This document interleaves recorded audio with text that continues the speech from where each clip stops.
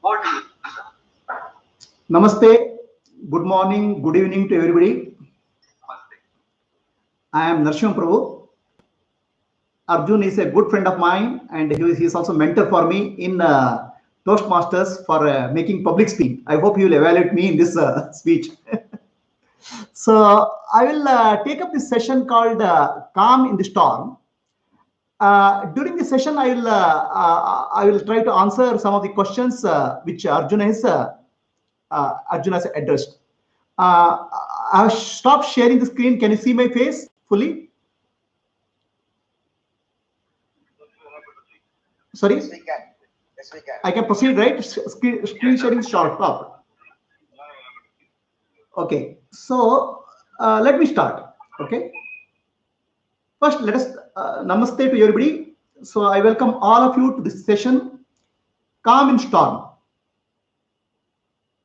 So Arjun has told me many things about many things.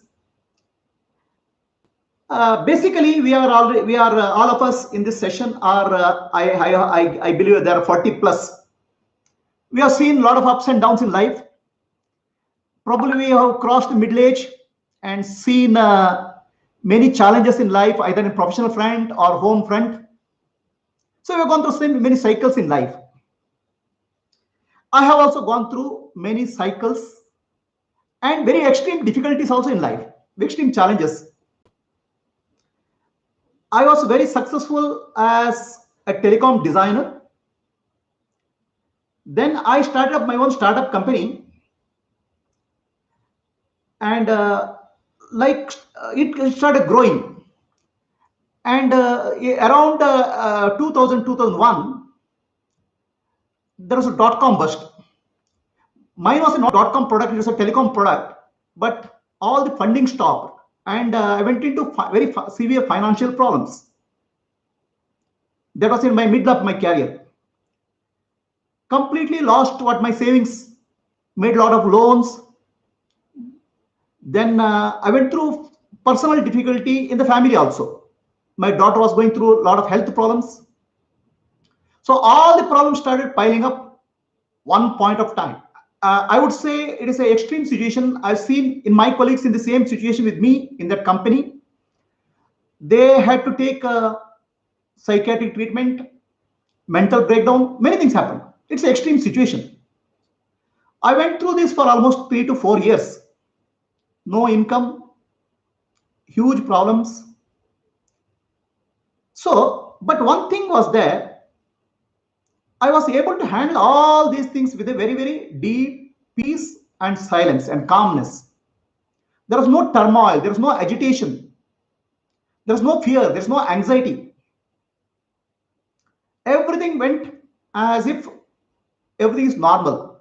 Many people would consider these situations are extremely abnormal and extreme difficult situations. For me, it was very, very, I was able to handle it with the calmness and peace. Then I realized the strength of the wisdom which I received from my childhood. I had a deep background in yoga and Vedanta, and the background stood me when the real time came. It's like saying the test is when the rubber meets the road. The entire spiritual teaching, the Vedanta, yoga, showed up when I really needed it. So many people have a belief that spirituality is something otherworldly. Spirituality or Vedanta is not about otherworldly at all. They have wrong understanding. Vedanta means knowledge of yourself. It's a self-awareness. The deeper and deeper you go about yourself, the more and more calmer and peaceful you become. That's Vedanta. Vedanta has nothing to do with the other world. Vedanta has nothing to do with the beyond the world. Vedanta has to do something with the world we live, but we are not aware of. This self-awareness, that's all is Vedanta. So I would give an example. There is a ocean. Ocean has a lot of turbulence at the surface level. There are so many waves, winds, and if you stay at surface level, it's very shaky. but slightly go deeper into the ocean, there's peace, calm, silence, absolute serenity. Our consciousness is also like that. At the surface level, there's a lot of turbulence, the thoughts, the feelings, the emotions. But if you are able to sink a bit deeper, there's so much of peace, calm, and silence. So the question is, how do you handle life? Do you handle it from the surface level or from a deeper level of consciousness? That makes a difference how you face situation in life. That was my experience. So the Vedanta is for common people. It's a self-awareness. I would just say self-awareness, but done in a very systematic way. Meditation is making your mind silent and calm. So both of these things I see is a very, very important background and as bigger challenges in life. So that's my experience. All of us have gone through a lot of challenges. I'm sure all of you have seen many ups and downs in life. With what, how do we stand and how do we face the ups and downs in life depends on where we stand. Do we stand at the surface level or stand at the deeper level? That makes a tremendous difference in life. So I went through this turmoil. Then I rebuilt my life, entire life, it from scratch. In next 10 years, I had done much more than what I could achieve, whatever I lost. And I retired 2 years back because I have done enough in life, enough achievement in life, both professionally and financially. All this became possible because of the deeper inner strength which I gained through Vedanta and yoga. Just wanted to share some little bit of my insights with you people. So as a whole, as a humanity, we are going through challenging times. This situation of coronavirus is affected large part of the humanity. Almost 2/3 of the world is in lockdown. Many people are going through suffering. Medical profession is under stress. I would call this as a black swan event. All of you heard a black swan event, right? Quite some time humanity believed the swans are only white. But at one point of time,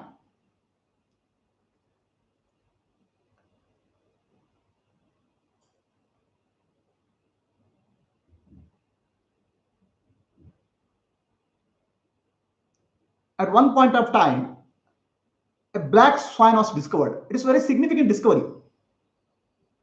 One author called Thaler, he wrote as a black swan event. It is very rare, extremely rare event, unpredictable, and it has unimaginable consequences in the society.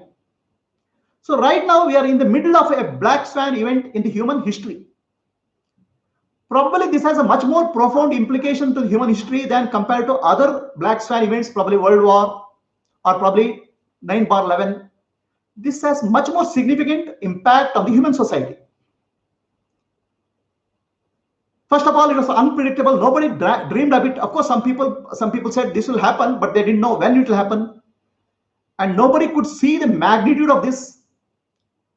Okay, now we are not done with this. It is going on. It will go on for at least next 1 or 2 years. It will not be ending now. So we have to learn to live with this event. The question is now, how do we see this event? What does this event mean to us? There are many things which happen in the world. The event by themselves are neutral. There's a rain outside. It's a part of the nature. But when I say it's a bad day, it's raining outside, then already I have classified the event as bad. The moment I classify the event as bad, already I am biased. So I start looking the event in certain way. How do we look at this black swan event which is happening today? So that's the question. That's our perspective. First, we have to set our perspective clear. What is this event happening? I would say this is a natural event. It's a part of the correction mechanism of nature. Nature has certain ways of implementing corrections. For example, we work every day, and morning to evening we work. Even we try to stretch night in the working hours in the night, but then we start getting tired and we start to go to sleep. The sleep is a disruption in our waking hours. It's a disruption. It's a stop, pause, but it's a necessary pause, and that pause is required for our body, even though we don't want it. I want to be more productive. I want to work more. But nature says pause. It gives us a forced pause called sleep. In that forced pause, when we wake up, we get more energy and we start fresh. The pause and the activity alternate with each other. So nature has a way of putting a pause. From our point of view, it's a forced pause. Given a chance, I would like to work 24 hours. It's not possible. Nature says pause. The pause is for rejuvenation. Pause is for energizing. Pause is for fresh energy. With you start with a fresh thinking. That's the nature's way. The human society in the last 20th century, 21st century is going through intense activity. Tremendously, we are exploding with activity. And this activity, nature has put a pause. It's a forced pause. Every activity has come to a grinding halt, practically. But there is a difference between the sleep and the forced pause we are going through. The sleep is unconscious, because in sleep we are unconscious. But here, there's a conscious pause.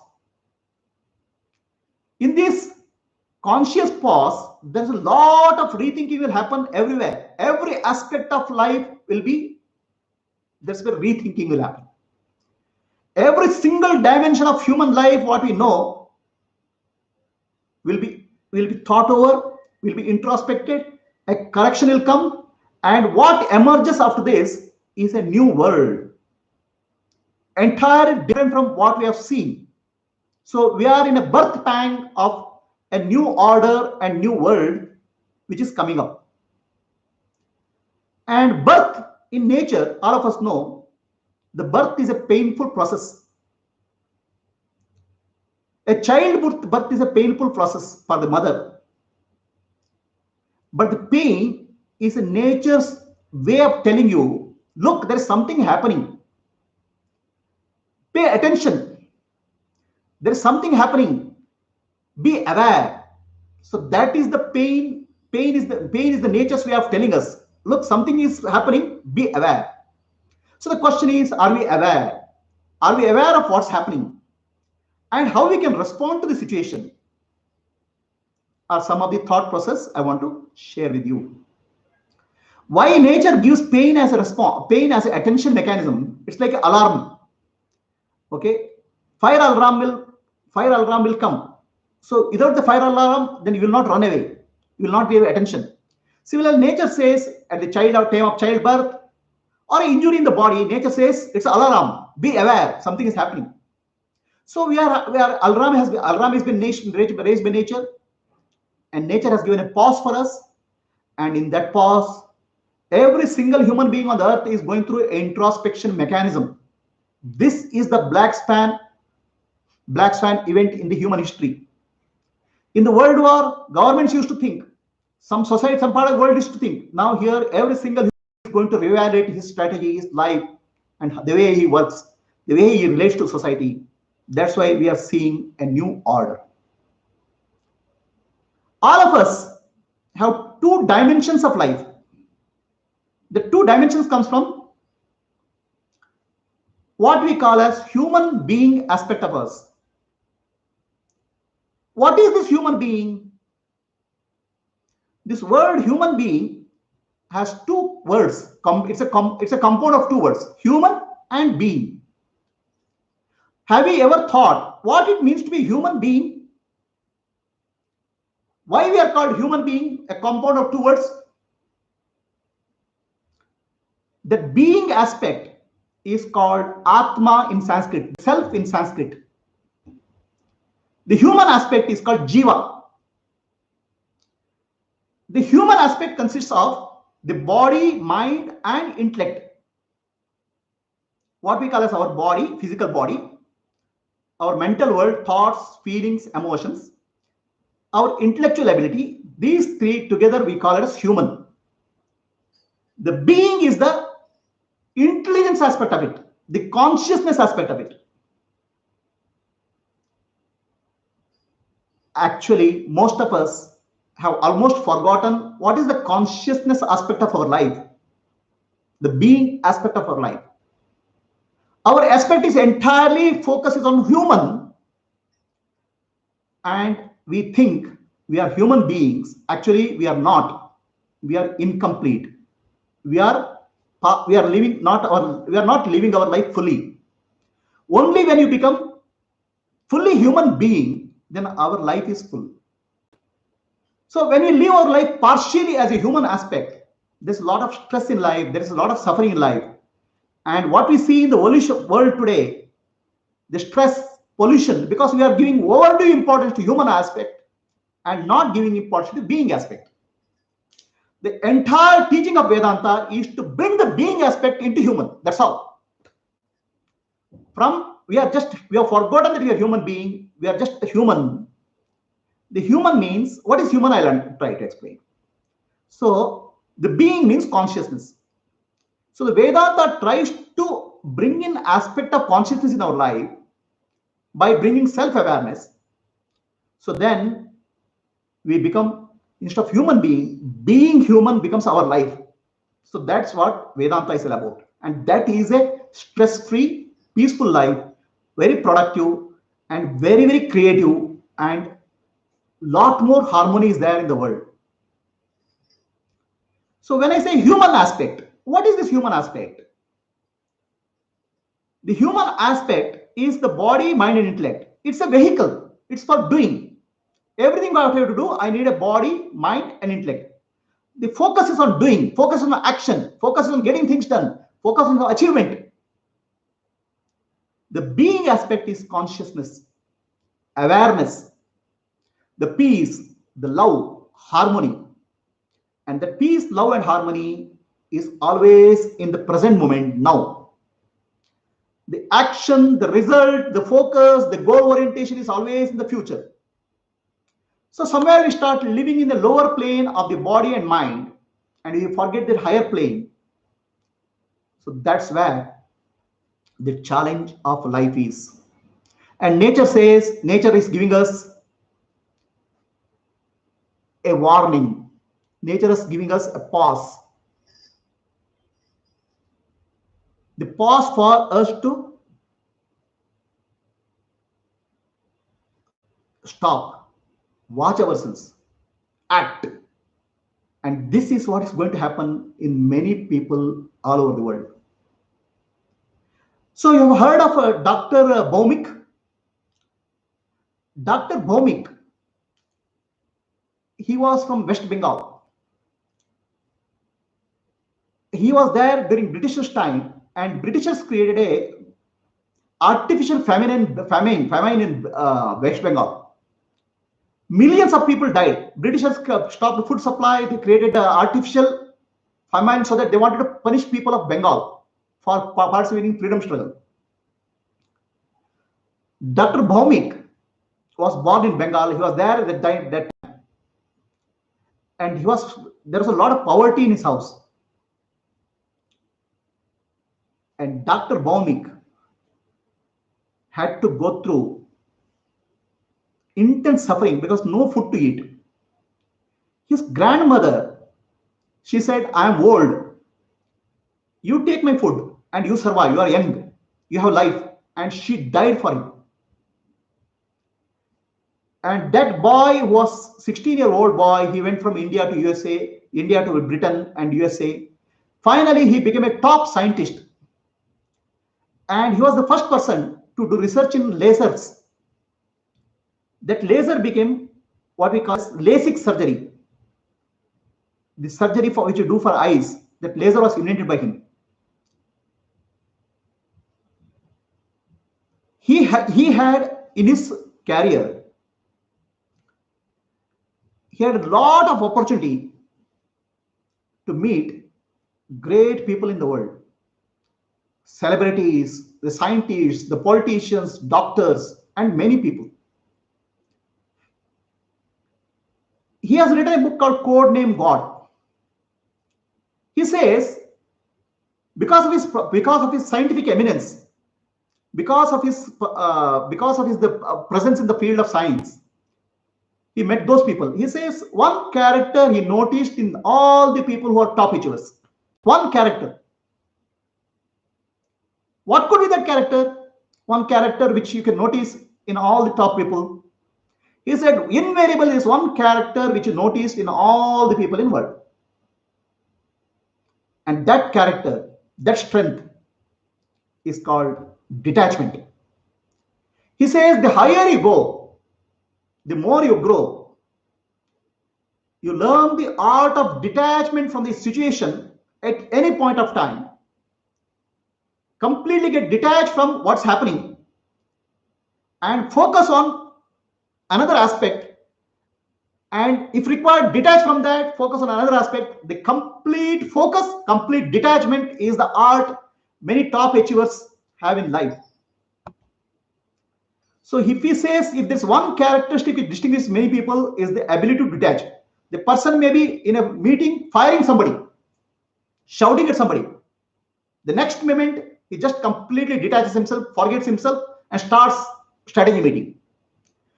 In strategy meeting, he does something, detaches himself completely, and focuses on planning.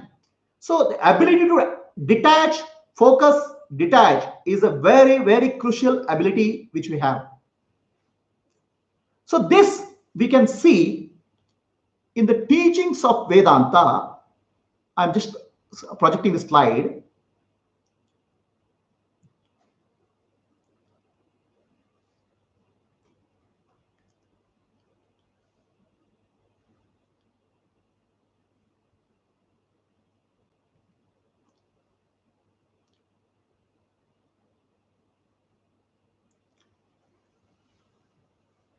See, the entire teaching of Vedanta,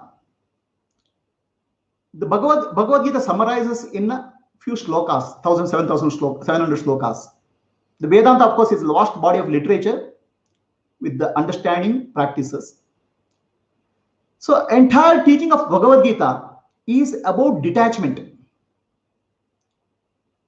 When you are detached, your actions are very clear and focused.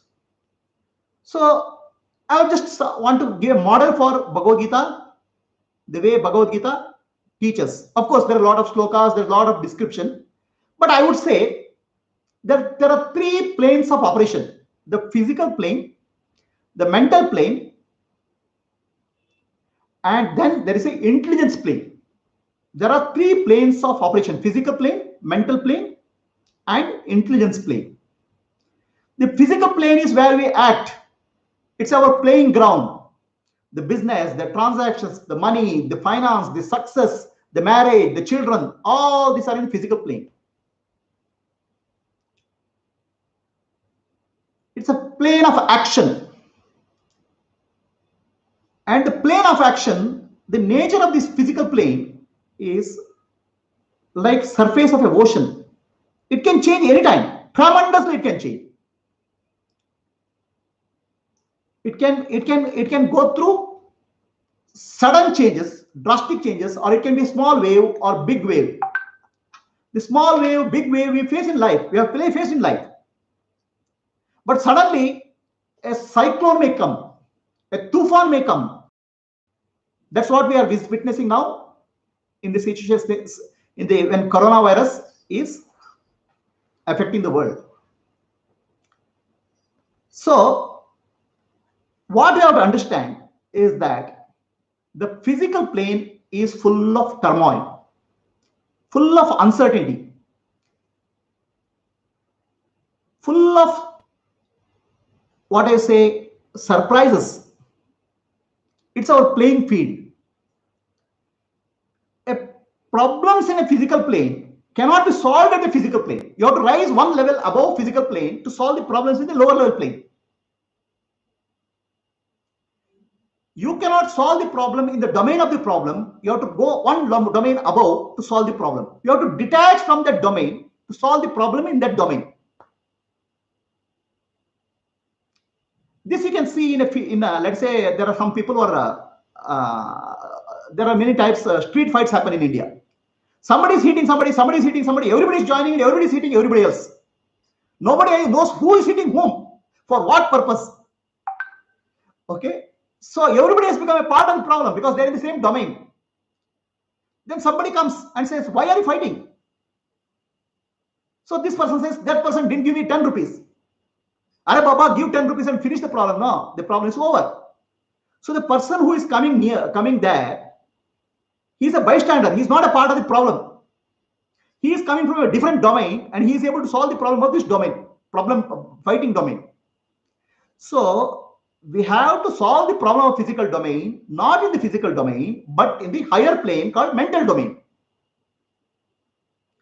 So this happened during Mahabharata war. Mahabharata war was probably another black swan event in the India's history. A huge army, about more than 30 to 40 lakh people gathered together to fight the war. The war has come in the physical plane. Nobody can stop it. What happens in the physical plane, nobody can stop it. It's a event happening at that point of time. So physical plane events cannot be stopped. We have to know how to act on that. But for that, from physical plane, we have to go to mental plane. And the mental plane is where our intelligent quotient and emotion quotient come into picture. I have to detach from my physical plane to understand what's happening, what needs to be done. So here this mental plane, Arjuna is the player. I am giving a model to you. Arjuna is in a mental plane. He has to manage the situation. He is the manager.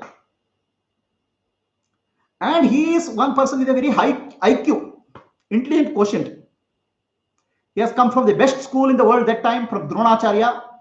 Like most of the managers today come from best management schools, MBAs, the top schools. The IQ can be trained. IQ is a result of good training, provided you have good material to start with. So a lot of IQ can be polished. But the Arjuna is emotionally disturbed. The EQ is, emotion quotient is low. So normally our situation, the problems in lower domain should be handled with the pure intellect. This is the problem, this is the solution. But the emotion comes and corrupts it. The emotional reactions clutter the intellect. So the mental plane, where IQ and EQ are interacting with each other, they cause a lot of confusion and turmoil. So what action has to be taken? You don't know. This is a typical a manager is in this plane. Now the problem of the mental plane cannot be solved at mental plane. You have to go one level above. Any problem in the problem domain cannot be solved. You have to rise above the problem domain. And this is the plane of what I call a spiritual plane. I don't want to use the word spiritual because it has a lot of different connotations in the mind of people. Spiritual plane is the plane of intelligence, the pure intelligence. Whereas the mental plane is the trained intellect. Intellect is trained. Spiritual plane is open intelligence. It's an intelligence plane. So this is where a leader operates from. The leader operates from the plane of the intelligence. He doesn't operate from the mental plane or the physical plane. A leader is able to respond to the black swan events. A leader is able to respond to challenges in life, not from the physical plane, not from the mental plane, from the intelligence plane. The intelligence which is pure, open, which is not conditioned by the learning. So this is where Sri Krishna comes from. A leader is in the intelligence plane, a manager is in the mental plane, and a player or workers in the physical plane. So the challenge for us is to recognize where we stand and go from one level to other level. That's our internal growth. And the situations in life, the challenges in life helps us to recognize where we stand, what are our limitations, and where we have to grow. While we want success, fame, name, fortune in the outer plane, which is called, I would say, the outer activity, which is human dimension, the being dimension or Atma, the spiritual dimension, is the moving from physical plane to mental plane to intelligence plane. This is the inner growth. And when both growths happen, something beautiful happens in your life. What happens is the feeling of separation stops and we start looking at the picture world in a bigger picture, a bigger canvas. In the physical plane, he can only vision, his eyes are only limited. In the mental plane, eyes are a little bit wider. In the intelligence plane, the picture is bigger and clearer. From that, actions which are taken are more holistic and much more impactful. So that's where the more you go deeper inside, you grow higher outside. The deeper you go, higher you grow. It's like pole vaulting. For pole vaulting, somebody has to take a pole and press and jump. So the more he presses, the more he jumps. So the deeper you have to go, higher we can grow. So deeper, going process deeper is understanding ourselves, and that understanding ourselves is called Vedanta or self-enquiry.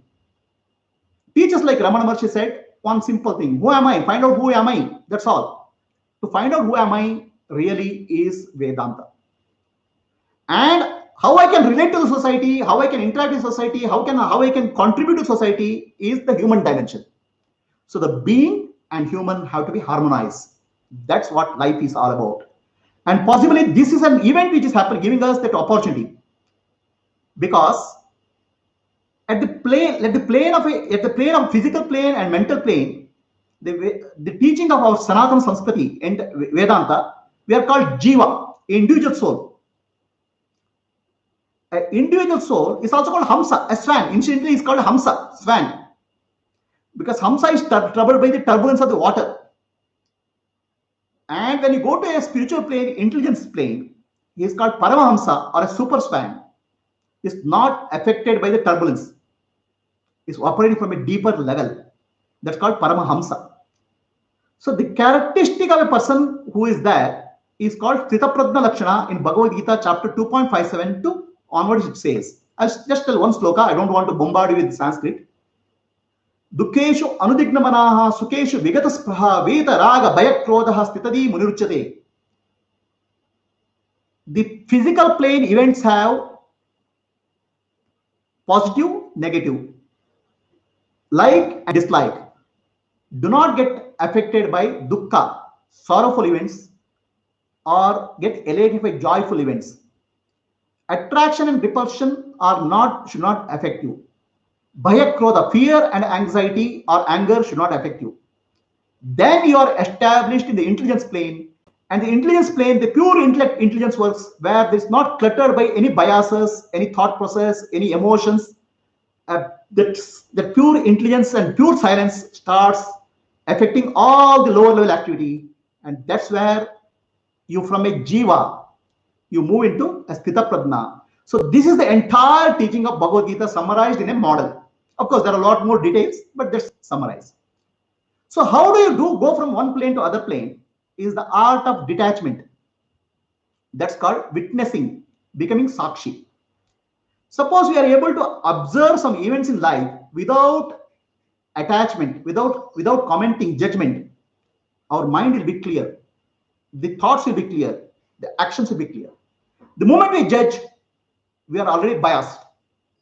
So how to observe the events in the physical plane, in the mental plane, in the intellectual plane, and operate from pure intelligence is the summary of entire Vedantic teaching. So I would say This is a great opportunity for all of us and probably humankind. Many people in humankind will gradually shift from one plane to other plane in the time to come in this period. So, what is the role of a person who is in the intelligence plane? He is a great coach. He is a super coach. That's what Krishna does. He is not a participant. He is not participating in the war. He is able to coach Arjuna and achieve the magnificent result. Look at the overall situation. He is a super coach.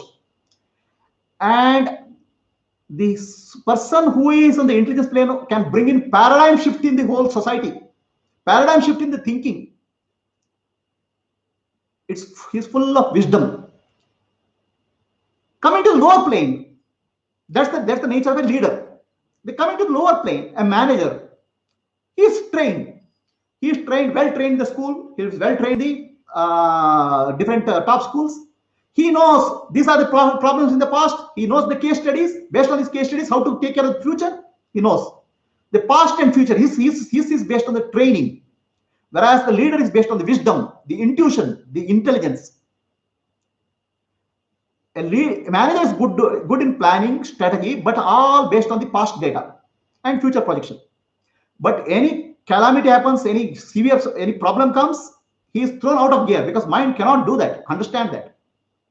That requires a leader to handle. And of course, at the physical plane, his vision is limited. He is involved more intensely involved in day-to-day activity.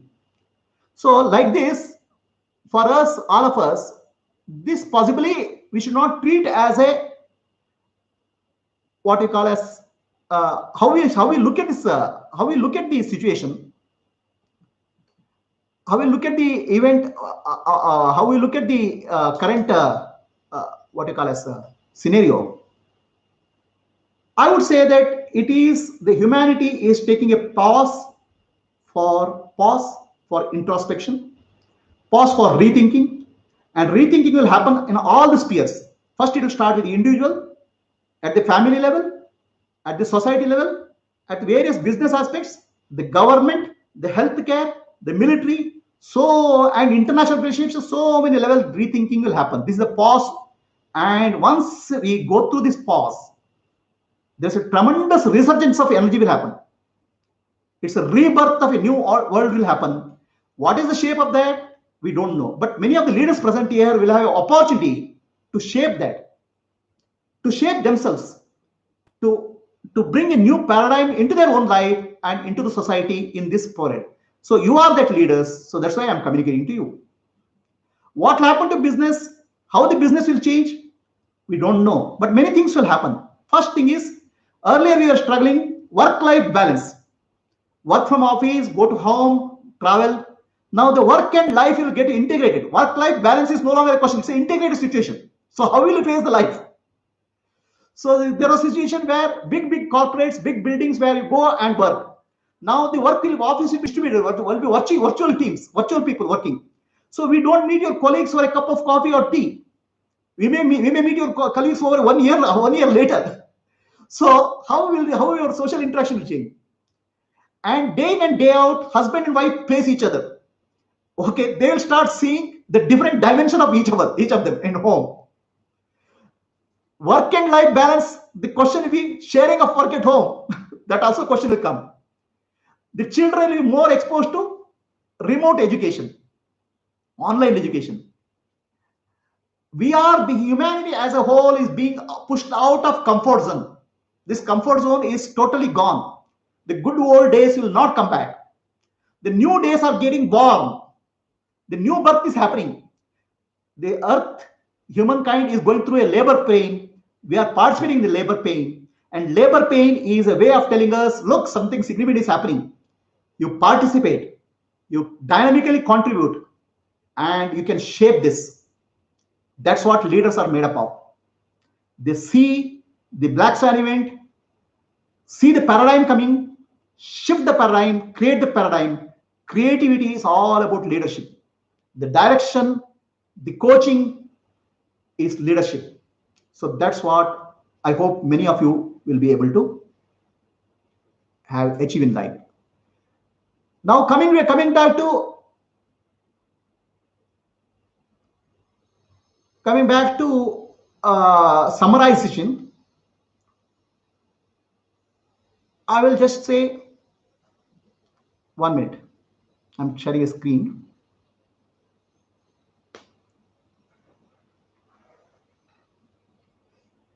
So I'll say, I'll tell a mantra. Finally, everything has to translate into mantra. First is Vedanta is not about the other world. Vedanta is about a holistic way of living, from a human part to human being part to being human, from a fragmented view of life in the physical plane to fragmented view of life in mental plane to a holistic view of life in the spiritual plane or intelligence plane. How do I do that? First, learn the art of witnessing. Witnessing involves detachment. Be able to observe the physical events, mental events, intellectual events with a total detachment. This is the art of meditation. This is the art of silence. This is the art of what he calls mindfulness. Then introspect. See what corrections are required. That's what I call as win. Then I would say we have to have 3 A's in our life. Accept. Because whatever event is happening in the physical plane is bound to happen. Okay, nobody can change the events in the physical plane. It is happening because of the cause and effect relationship chain, which we can't have. That's what we call karmic chain or cause and effect. What happens now, we cannot change. Don't judge it, accept it. This is what's happening. Now, there's a challenge here. In the physical plane, event has happened, but that starts affecting the mental plane. Emotions start coming up.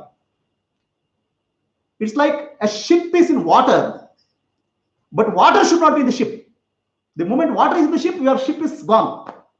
So for most of the people, the physical plane starts affecting their mental plane. The water starts getting into the ship and ship starts sinking. The moment you accept that there's a problem in the physical plane and stop, plug the holes in your ship. Don't allow the water to come into the ship.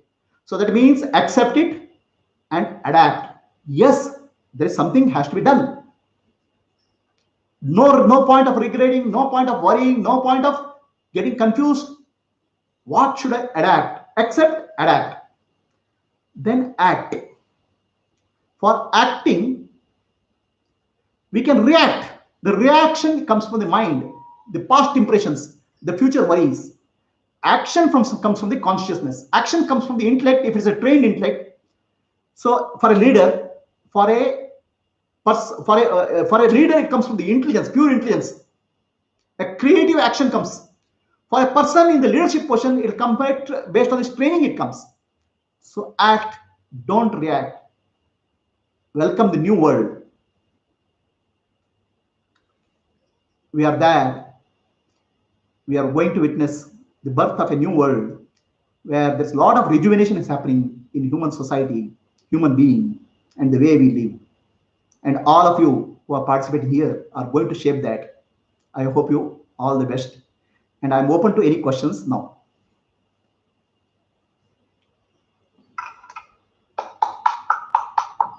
That was fantastic, sir. Wonderful. Thank you. We enjoyed it. I enjoyed every minute of it. Arjun, can I say something? Arjun, with your permission, can I say something? Please go ahead. Okay, Mr. Narasimha Prabhu, you made my morning. Thank you. Okay, fantastic. I really loved your last statement. You know, the ship is in the water. Don't let the water become the ship. Fantastic. I mean, it is amazing. I loved your analogy of the ocean. So many things I have noted here. Very, very useful and well spent time listening to you. Amazing. Thank you so much. Thank you, sir. Thank you, Ram. So any questions? I'm open for any questions. And Arjun, I don't know whether I answered all your questions in the beginning. Yeah, you became the Krishna for Arjuna, sir. Okay. Yeah. Yes, sir. So I have a question. Please raise your hand, one man. Yeah. Vasudev, yeah. I think for the current situation, 3 A's are very, very important. Okay, right. So accept, adapt, and act without Right. reacting. Don't react. Yeah. The reaction, please understand, reaction comes from the physical plane. Yes. Okay. Reactions come from mental plane where emotionally. But action comes from the intellect plane. A well-trained manager will act. A well-trained soldier will act. But only it comes from the training. But from the intelligence plane, creativity will come. Tremendous amount of creativity will come. New paradigms will come. So action comes from the intellect and intelligence. Very true, sir. Thank you. Okay, Ram, we can go at Ram. Yeah. So, Mr.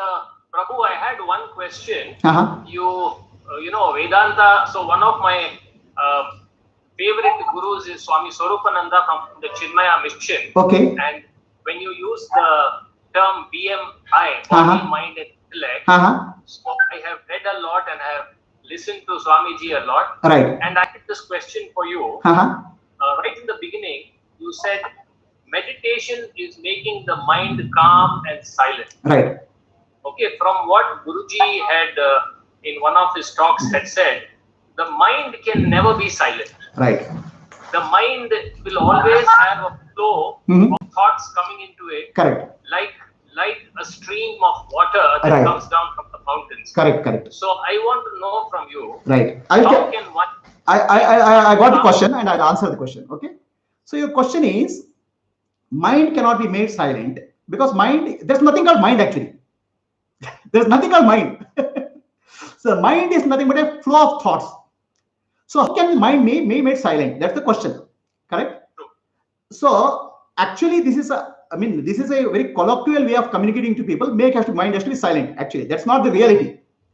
So the mind cannot be made silent because there's nothing called mind. Mind is an illusion. Mind is a flow of thoughts. Thoughts will come one after the other, and there's actually this flow of thought gives a feeling of there is something called mind. There's nothing called mind. But the mind can become silent when you seek the source of the mind, when you inquire into the source of the mind. See, the mind, when I say mind or a thought is always about the object. Okay, I can have a thought about the flower. I can have a thought about the mango. I can have a thought about the tree. Thought is about the object. But when it goes about the subject is confused as a body, mind, and intellect. If you say, ask the question, who is thinking? You say, I am thinking, which is body, mind, and intellect. But that's not a real subject. That's a pseudo subject. That's another thought. So now you inquire, who is this thought? And the moment you inquire who is that thought, you go into the self, which is no thought. And the mind is silent. A silent mind is not a mind. Silent mind is the Atma, the self.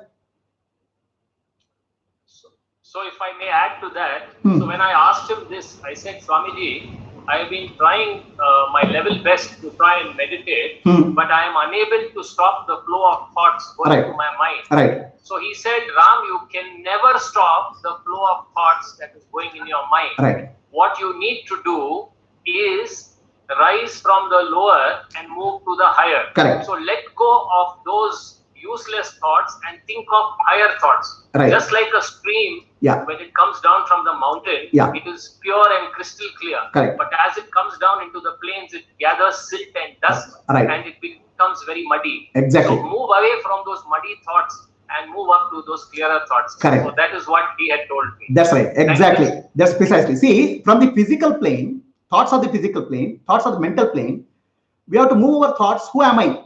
The self, which is the higher plane. Now there are two ways of doing this. What Swami Swarupananda gave an answer, traditional Vedantic answer, what is called Shravana, Manana, Nididhyasa. You go into a higher thought. I am consciousness, I am Brahman, I am pure consciousness. That's a higher thought, which will take you to higher level. So there's another approach called self-enquiry, where you are not taking a thought. We are going to the root of the thought. Who is having this thought? So that's called self-enquiry. There are parallel paths. It's called traditional Vedanta path. Take a thought, which is higher thought. So then other path is go to the root of the thought. It's called root cause treatment. That's called self-enquiry. The moment you go to the self-enquiry, you will go into a no mind state. Then mind disappears. Okay, there's no mind at all because you see the illusion of the mind. So then there's no question of discarding the thoughts. The mind itself merges into the self. So then after that mind comes up, but it's not the mind actually. It's a pure mind, which is self. Fantastic. Thank you so Thank much. you. On a lighter note, I would say, Huh. from human being to being human, Huh. if that was possible, Salman Khan would have already done it because he has created that brand. Okay. No. This is the beauty of Vedanta. Okay, the beauty of Vedanta, many people don't understand. From human, just being human to human being, and just being. Finally, it's being, not even human. Okay, that's a possible. And our rishis and Sanatana Sanskriti has given a very clear-cut path. Unfortunately, most of the people are not available to don't know it, and even if they don't know it, they give attention. Even if they give attention, they don't engage themselves in it. Those who seek, the door is open. Thank you. You are the first person I am seeing without orange robes giving me the right answers. Okay, so there is another conditioning is there in the society. Okay, the conditioning is people think that the Vedanta is otherworldly because only people with the orange robe gives the answer. Okay, that's not true. The Vedanta is for a common man. Okay, the orange robe or the becoming monk is not the solution. The Vedanta is for common people. This orange robe has made distance the Vedanta from worldly Vedanta to otherworldly Vedanta. That's another problem. Thank you, sir. I'll tell you, Arjuna was not wearing a robe. Krishna was not wearing a robe. Krishna made Arjuna effective. Okay. Sanjay sir, I'll come back to you. Sanjay sir, you want to say something? Yes, sir. I'll come back to you. Sir, I'm thinking of writing a book called Gene Saint. What is it? Saint. That's what is my next book. Okay, Sanjay sir, please go ahead. I would say, Arjunji, thank you very much for giving me this opportunity at the last stage. I registered at the last moment, and as your name says, you are Arjun and Narsa, both working hard, and you are Raj, so you rule the world.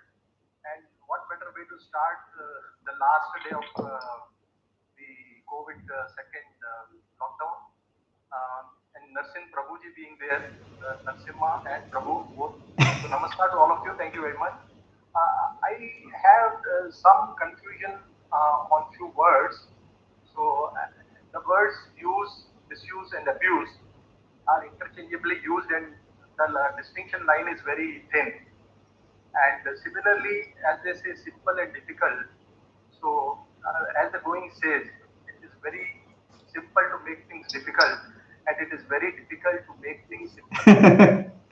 You gave a mantra just now of 3 A's. Yeah. Accept, adopt, and act. Right. My question to you was, as the saying goes of Lord Krishna in Bhagavad Gita, he says karma comes first, that is, you act. The result is not in your hands, so accept whatever comes. Yeah. And then adopt to the situation. Whatever is the outcome of the result, Yeah. adopt to it. Correct. So should that mantra be in the order of act, accept, and adopt, or should it be in the order of accept, adopt, and act? You're right. Accept, act, and adopt. Sorry, it's act, accept, and adapt, no? Act, no. First is accept. First you have to accept. That is this. I am in the war. Okay. Then act. Action will bring some result. Accept it. Then adopt. Act again. Okay. Thank you. Ravi, you had something to share, and then I'll come to Venkat, and then come to Ram. Yeah, please, Ravi. So it is a witnessing. Huh. Anything is there, you have to witness. Where is Ravi? Who is? Can you please? Ravi is somewhere here. Okay, no. We can't see him, sir. He's hiding. Okay. So should I take up another question now? Venkat? No, he's saying. Ravi, are you able to hear me? Yes, sir. Yes, sir. Okay. What is your question, please? Only you have to witness. You can't do anything with anybody. You have to only witness. No. See, what happens, the way our life, our perception process happens, the moment I witness something, the moment I look at something, perceive something, immediately our mind starts operating. It starts reacting. The process of observation is not, it's already judgment is happening. And this you see very typically, when husband is talking to the wife or wife is talking to husband, only ear is there. Already you know what exactly she is going to speak next 1 hour. So already you are judging. So don't judge. Learn to carefully listen. Learn to carefully observe. So that's witnessing. Then once complete understanding, once the clarity is there, without judging, non-judgmental awareness, then the intelligence opens up, where what action has to take place will happen, either come from the intellect, which is trained, or intelligence, which is superior faculty, which will show you the spontaneous action which can happen. So I'm not saying that witnessing, only witness. The witnessing will follow with the spontaneous action coming from the intellect plane or intelligence plane. By the process of witnessing, we are only disabling the reactions and habitual patterns of the mind and emotional reactions. Am I making clear? Sir, I got one clarity here. This compound is a great enlightenment space, because husband and wife are going to stay together. Who? That's what is husband and wife being together. That's what I got as an answer from you. Husband and wife, they only talk just before marriage. Only before marriage they talk. After that, never talk. The husband opens the mouth, wife already has judged what is speaking. And wife has opened the mouth, husband has closed his ears, and he has already knows what wife is speaking. Venkat, you got something, Venkat? This is Venkat. Prabhuji, Pranam. Thanks for a great session. Okay. So I'm also a testimonial of the problem. I'm the first patient out of this whole COVID situation. No plane to navigate, no reference to navigate. So the Black Swan event happened personally. So you were part of this. Basically, I was definitely caught up in the mental plane.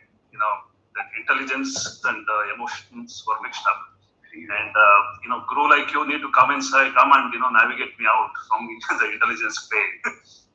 So the distress, the moment you get into distress, that's where you're clouded completely. Yeah. Even though I'm aware of the intelligence plane, I was clouded. Then I was so lucky to have a guru come in and navigate me out of this. Almost like every day he talked to me and navigate with me out of this. I was caught up. Not only I was caught up along with the clinical psychologist also in the mental plane, right? So you end up really giving me the right navigation out of this. So in a distress like this, how do I still remember to be being in the intelligence plane? I had my struggles. Yes. Now I realize that, after coming out of it and gracefully able to sort of understand the whole picture now. Can you come to under distress? How do I? What's the question for you? No. Under distress like that, how do I continue to be in the intelligence? Okay, so I just give a background of Venkat. Okay, Venkat is in a top senior most position in one of the top software companies in India.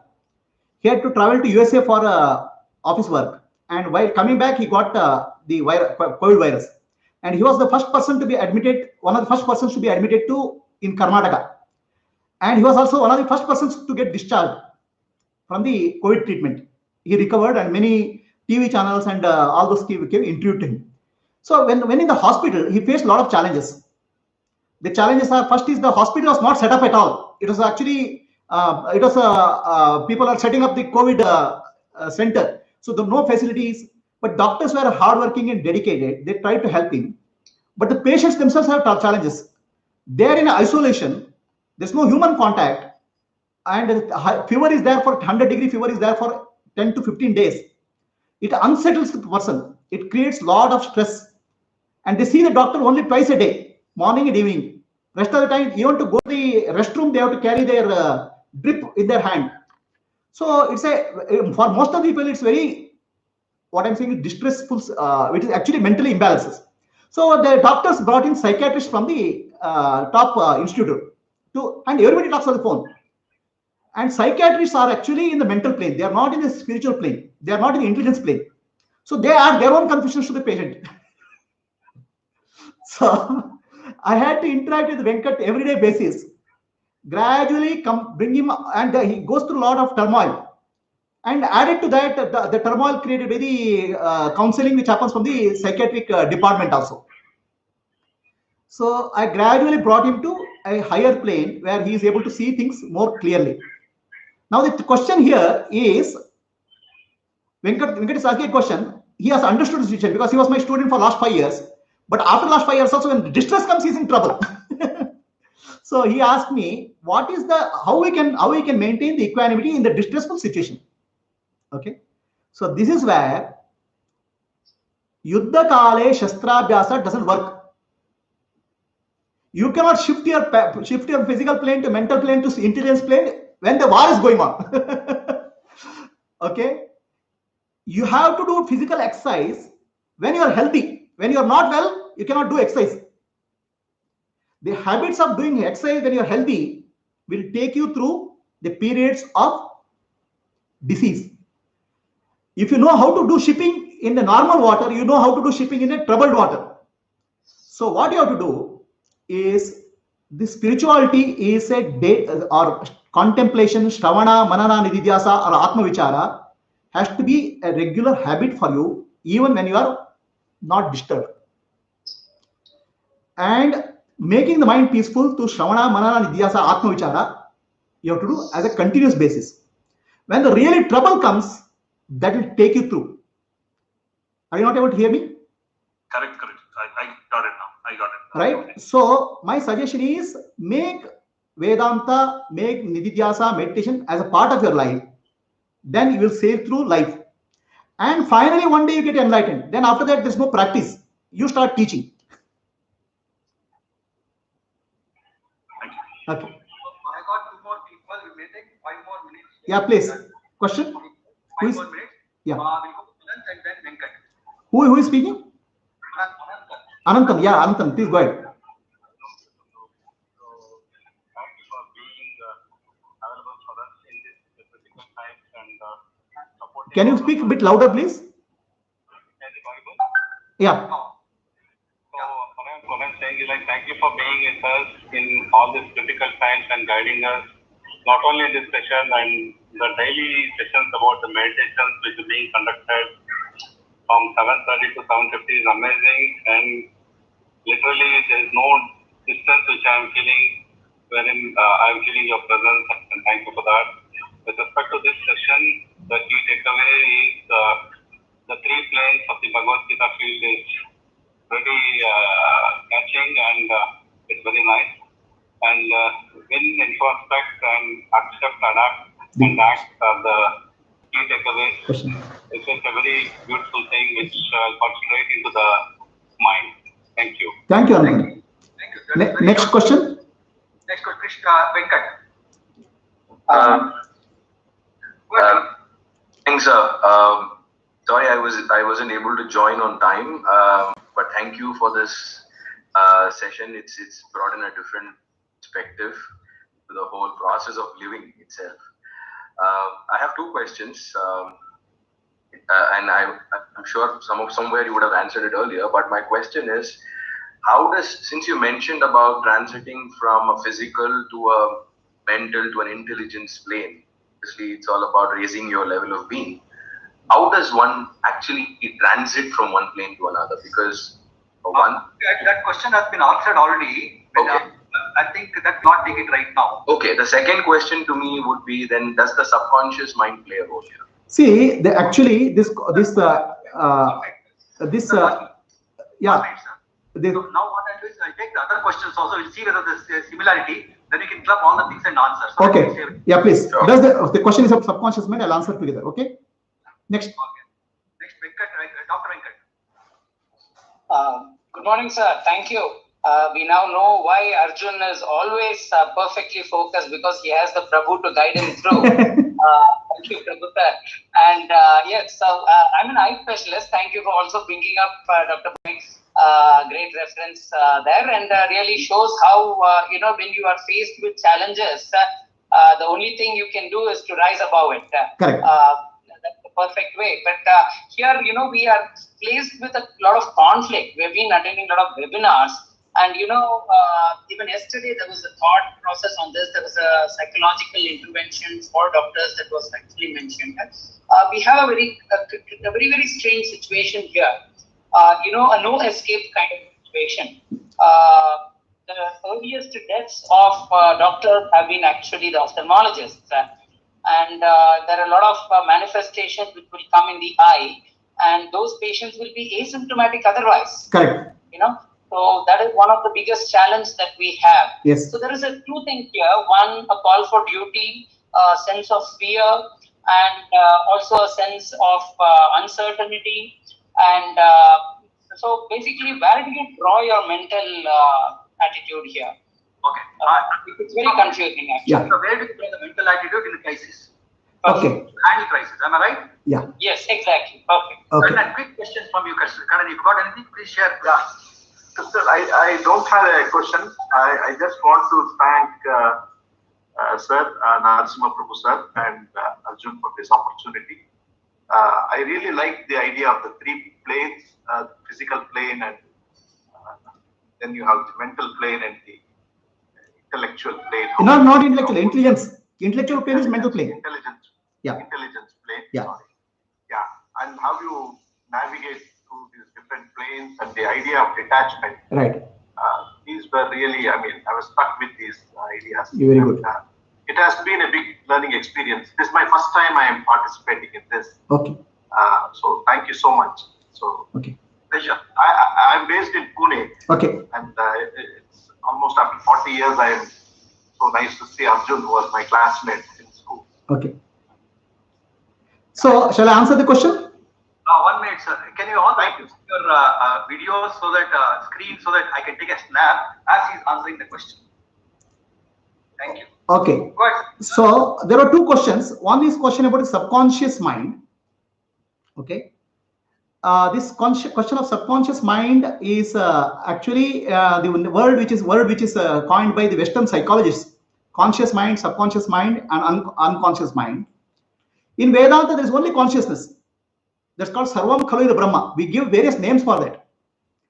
Okay, so this modern terminologies, conscious mind, subconscious mind, superconscious mind, brings one more level of confusion, which is there. But I would say subconscious mind is nothing but our deep-rooted habit patterns, deep-rooted belief systems, beliefs.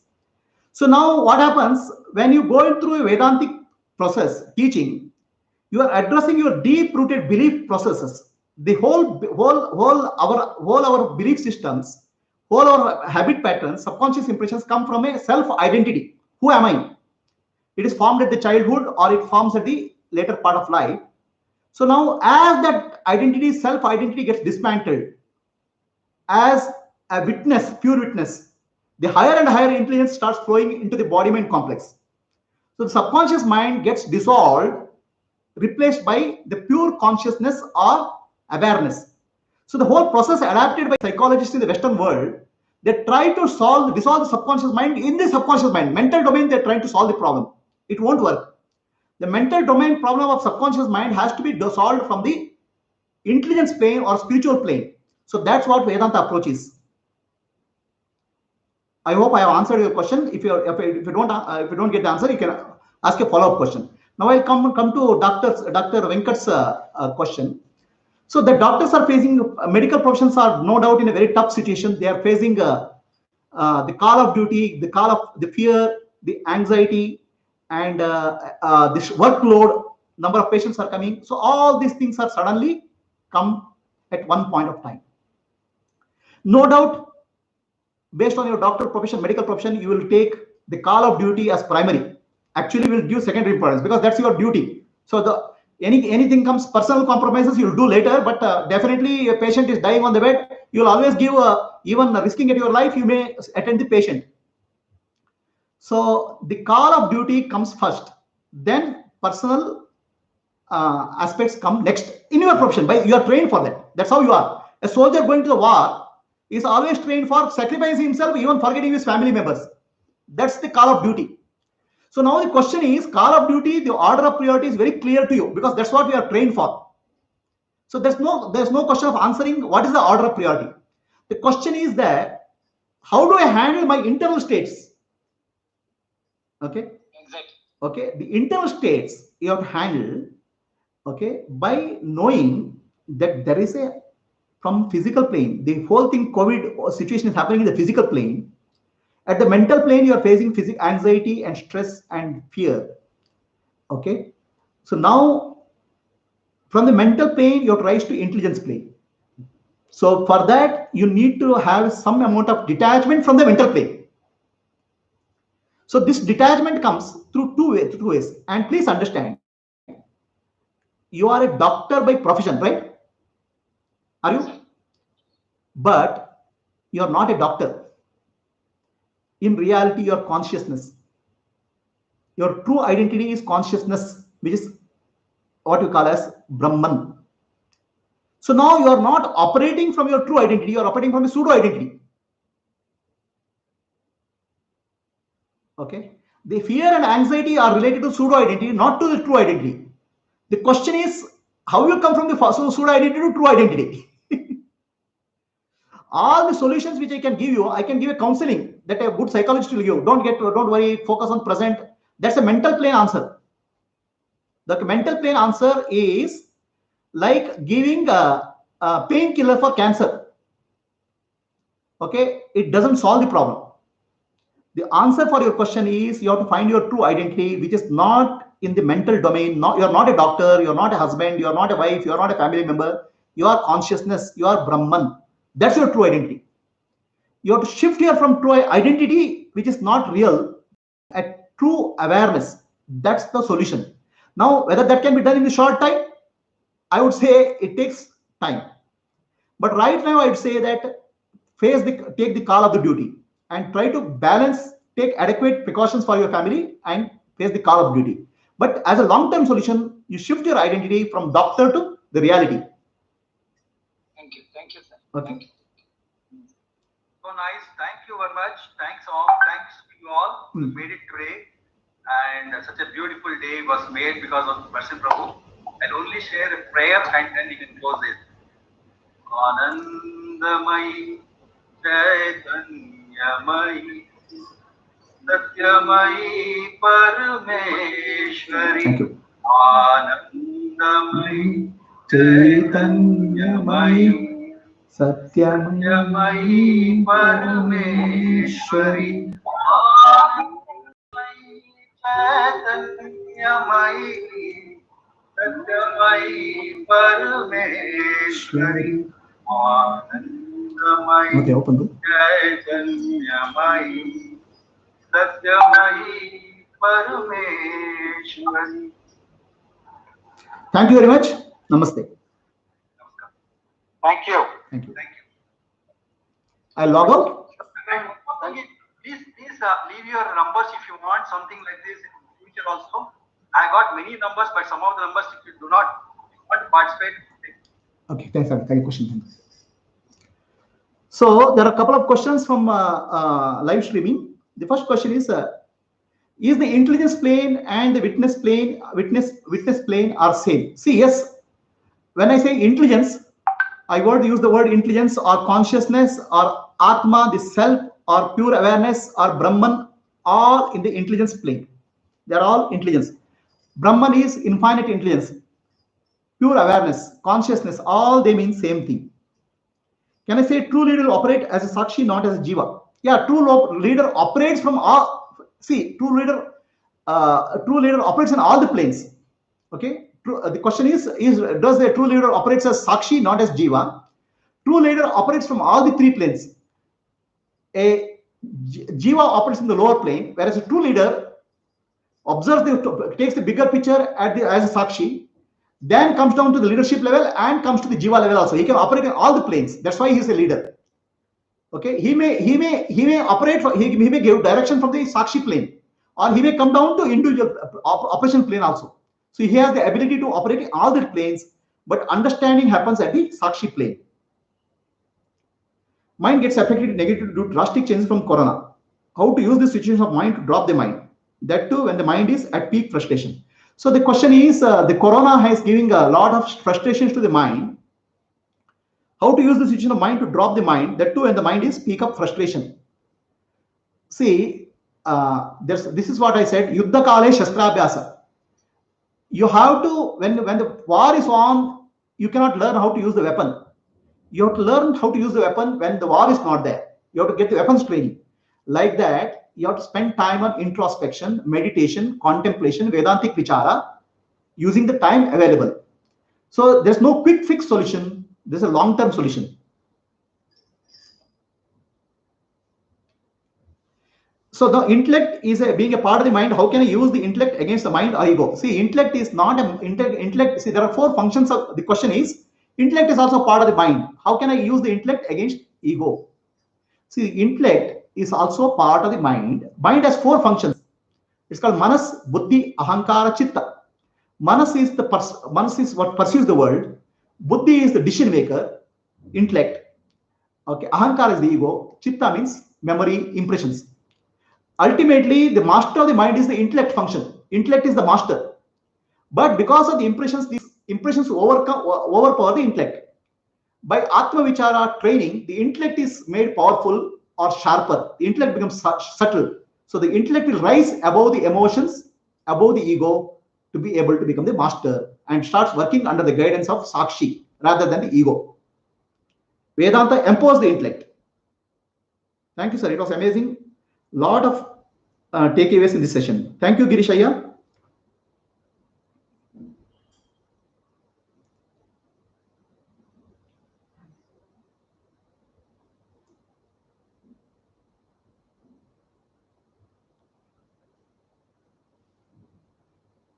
So Vasant Shanai says, amazing explanation of boat sailing in water and not allowing water to get into the boat. Yes, sir.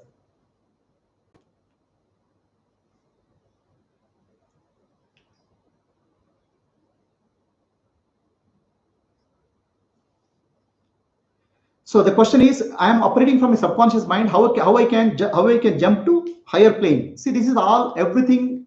Please understand how I can go from subconscious plane to higher plane. Okay, this is the question like asking somebody says, I am a patient. How do I get cured? You have to go to a doctor. Take the help of a doctor and get the treatment. You don't know the medicine. So from one plane to other plane to shift, we need a guide, a mentor, a guru. Approach the right guru and get the guidance under the right guru. You will be able to shift one plane to other plane. That's the answer. So, any questions? Thank you. Namaste.